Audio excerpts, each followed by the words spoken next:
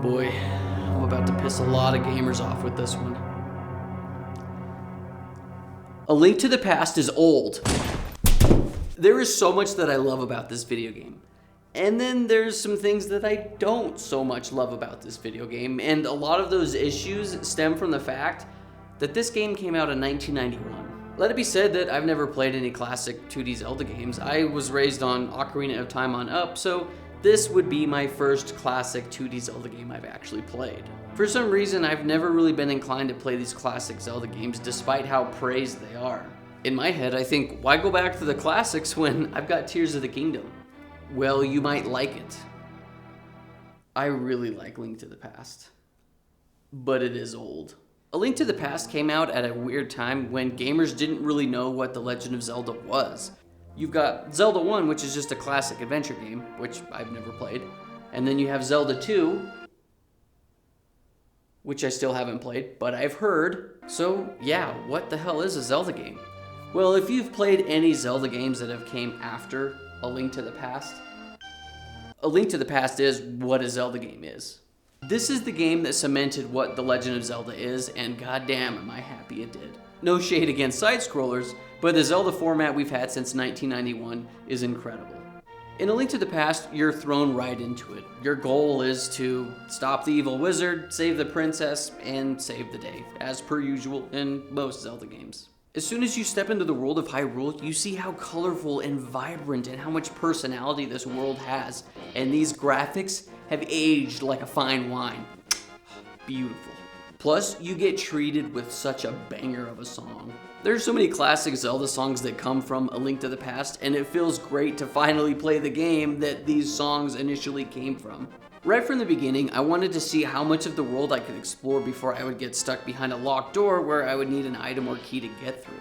I surprisingly explored a lot and quickly realized how many secrets and how big this map really was, and that it probably wasn't going to be easy. Most Zelda games, save for some of these 2D classics, are very linear, making it easy on the player as to where to go next. And to an extent, Link to the Past is the same way. You get markers on the map that tell you which dungeon you need to go to next, and that's pretty much it. Talk to the NPCs and actually read what they say, because sometimes that is how you can figure out how to get to those said locations. Typically when I play video games, I like to try and see how far I can get without using any walkthroughs or getting any help. If I'm stuck on a specific puzzle for more than an hour and I can't figure it out, I'll throw in the towel and I'll look it up. There were definitely moments that I had to in this game, which you'd think that that wouldn't be the case because it's 2D. You'd think the puzzles would be pretty basic and be easier to solve because you only have to worry about 2 dimensions. But the devs put a lot of thought into the world design and the puzzle design of this video game. You really need to pay attention to your environment, and also don't forget about the tools that you have in your pouch. Most of the time, if I was stuck, it's because I forgot I had a hook shot, or the fact that when I put a bomb down, I can pick it back up and throw it. Exploring the overworld map is such a treat. There's tons of NPCs, tons of secrets, tons of heart pieces you can find, items to help you along the way, and there's a ton of enemies to slay as well. And this brings me to my first, oh, this game is old point. This combat is pretty basic, but there were times where I would get super frustrated. I don't know if this has happened to you while playing Link to the Past, but it happened to me a couple times. I would be smacking an enemy and then it would get too close, but there's no collision detection, so the enemy would literally be inside me. I would swing my sword and miss, and then I would turn around and swing my sword and still miss, because the enemy was literally inside me. So I'd have to walk away far enough, turn around, and then smack the enemy. Also, fighting anything that flies really sucks ass. I mean, fighting anything that flies in any game sucks ass, but in Link to the Past, flying enemies really suck ass. I love exploring in video games, and Link to the Past begs the player and rewards the player for exploring. The devs do a pretty good job of kind of breadcrumbing you along, but they don't hold your hand either. Like this building, for example.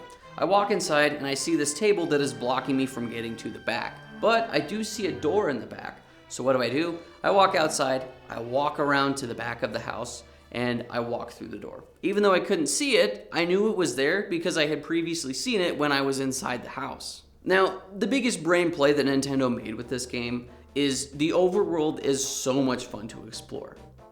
So they put 2 of them in there with the Dark World. Once you progress far enough, you can then start teleporting back and forth from the dark world to the light world, which adds so much more elements with puzzle solving. I see a heart piece on this platform and I can't get to it. Teleport back to the light world, walk over to said platform where the heart piece is, teleport back to the dark world, bam, you got yourself a heart piece. Sorry for spoiling that puzzle. Once I figured out this back and forth, that was so freaking cool. This game came out in 1991. There is so much to this map, and I wanted to keep track of all of it. So what I did is I decided to print off a map of Hyrule. I was writing down all the locales, NPCs, buildings, caves, heart pieces, all of it. And then I learned about the Dark World and realized that I needed 2 maps. So I stopped. I could have printed off a second map, but whatever. Needless to say, I wish I would have done this with tons of old games that I was playing, is printed off the map that I can write on and keep track of where things are, where I've been. It would have helped a ton. Now moving forward, whenever I play video games that are old, I'm going to be printing off a map. There's lots of cool classic items that you'd recognize, from the bow to the boomerang to the hook shot, wizard staffs, a hammer, magic medallions, and no rupee wallets. Thank you. I mean, yeah, it maxes out at $999, but that's plenty of money that I can buy literally anything and everything I would want. The more I played, the more I realized that Ocarina of Time is just Link to the Past, but 3D. Now let me explain before you have an aneurysm in the comment section. Ocarina of Time has lots of the same songs. You have a blue ocarina that you can teleport with. There are 3 jewels that you have to collect to get the Master Sword. And then there's 7 main dungeons after that that you need to get to beat the game. Okay, fine, it's not exactly the same, but I definitely had this thought while playing through Link to the Past. When you first start out, this game is ridiculously hard, but the more you play, the stronger you get and the easier the game becomes to you. I also played the Nintendo Switch Online version, and I cheated a lot. Let's just say that I never died. I won every treasure chest opening game. I got a perfect score on archery, and I never fell down a single hole. So yes, fighting the burger worm, it wasn't that bad. Call me a bitch, I know. But when Nintendo gives you a God mode, you become God. I would get hit by an attack from a boss, but then I would rewind and dodge that attack perfectly. I am God. Link to the Past would have been disgustingly frustrating without this feature, so to all you OGs that have beaten the game without God mode, you are the real gamers. Now I'm going to tell you about the part of this game that frustrated the hell out of me, pissed me off, and I thought it was cool all at the same time. This game will let you get all the way to the very end without the necessary items you need to beat Ganon. No puzzle, no wall, no locked door. You can jump right into the end and beat your head against a wall. I couldn't figure out at first how to hurt him. I literally ran around for 10 minutes dodging his trident, rewinding, trying to hit him. I couldn't do any damage to this man. Then I threw in the towel and I looked it up. I need silver arrows and the upgraded sword to hurt him. The game never told me this, and then come to find out you have to do certain side quests to obtain these items, which doesn't make them side quests anymore. In order to get the silver arrows, I needed to throw them in this pool with this fairy. In order to get to the fairy, I needed to blow up this wall. In order to blow up this wall, I needed to get the big bomb from the Elephant Man. In order to get the bomb from the Elephant Man, I needed to go do this dwarf side quest where I bring these 2 dwarf smithies back together. In order to do that, I needed to go to the Dark World to save the one dwarf and then teleport back to the Light World and take him to his dwarf buddy. Then they could upgrade my sword, I could buy the bomb from the Elephant Man, blow up the wall, and throw my bow into the fairy fountain. I was pretty upset because the game never hinted this to me, not even once. I tried looking up to where this would have been said any time throughout the game. I checked the manual and all it said was, there is a rumor somewhere in Hyrule that you can obtain a silver bow and arrow of even greater strength. I couldn't find anything online anywhere, so then I asked my Snapchat AI if the game tells you, and it said no, the game doesn't outright tell you, you had to figure it out. Then I was even more mad. But then I found out that if you ask the fortune teller tells you that if you want to beat Ganon, you need the silver arrow.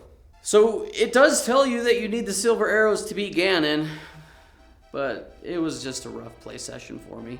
I think it's a cool idea letting the player get to the end without the necessary equipment, but like if I do that, let me fight Ganon without that equipment. I did learn that you can hurt him by doing spin attacks, but that is like god tier level. I just think the game could have done a better job of telling me that I needed these items to beat Ganon. That's all I'm saying. If you played Zelda 1, then you know that you needed the silver arrows to beat Ganon. Or if you had the strategy guide, I'm sure it says something in there.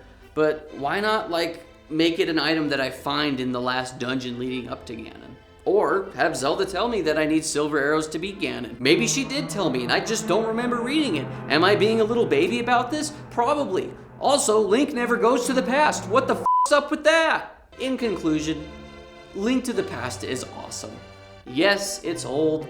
Yes, you can tell, but it still holds up.